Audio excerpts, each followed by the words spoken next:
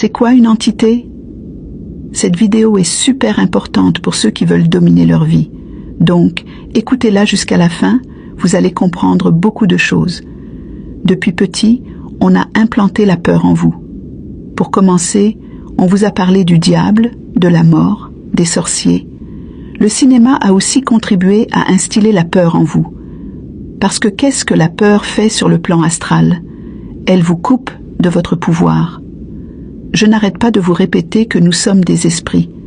Donc, quand tu as peur des choses invisibles, alors que toi-même tu es issu de ce monde, explique-moi comment tu peux dominer ta vie et te comprendre. La connaissance libère mes éveillés. Alors oui, je n'ai pas peur d'aborder certains thèmes avec vous, car je me dois de tout vous montrer comme je l'ai promis. Nous sommes à l'ère du Verseau. Voilà pourquoi vous voyez de plus en plus de gens s'éveiller, délaisser les vieux schémas de pensée. Alors quand je dis entité, certaines personnes ont déjà les poils hérissés. Ceci est votre programmation. Une entité, c'est un automate énergétique, c'est tout.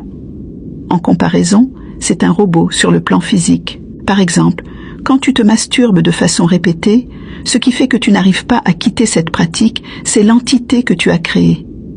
Derrière toute action que l'humain répète, en y collant son désir, son envie, ses émotions créent une entité. Il y a une entité derrière ta gourmandise, derrière ta procrastination.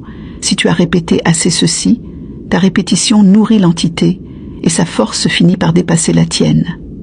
Oui, en science on peut expliquer ce qu'est une dépendance, et c'est vrai à 100%. Mais je n'arrête pas de vous répéter ici qu'on n'est pas juste des humains. Le monde spirituel a créé celui-ci. Rien ne se fait ici sans un soubassement spirituel.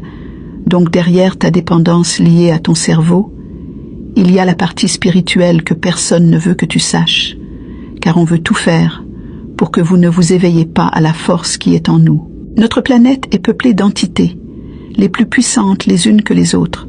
Dans l'eau, il y a des entités. Dans l'air, il y a le feu. Dans la terre, ceux qui font des voyages astraux dans l'eau savent quel genre d'entité on peut retrouver là-bas, et ceci ne devrait faire peur à personne, car nous sommes des esprits. Aucune civilisation, je dis bien aucune civilisation, ne prospère sans entité. Les entités peuvent être créées par nous tous. Elles ne dorment pas, elles travaillent de façon automatique. Comme tu crées inconsciemment une entité lorsque tu répètes une action, tu peux en créer consciemment une pour, par exemple, protéger ta maison. Tu es celui qui l'a créée, qui l'a codifiée. Toutes les grandes villes ont des entités créées par le gouvernement en place. Paris, New York, Lagos, toutes ont des entités ultra puissantes qui surplombent les villes. Comme dans certains villages que j'ai visités en Asie, tu ne peux pas y entrer avec des intentions de faire le mal. Il n'y a aucun gardien, mais l'entité te repère directement. Si tu peux garder quelque chose physiquement avec un gardien, tu peux le faire 1000 fois mieux avec une entité. Et comme toute chose, il y a des gens qui utilisent des entités pour faire ce que tu appelles le mal, il y en a d'autres qui les utilisent pour faire le bien. Ainsi va le jeu de la vie. Et dans les cours, j'expliquerai de mieux en mieux les entités. Voilà quelques mots d'éveil aujourd'hui. Paix et bénédiction.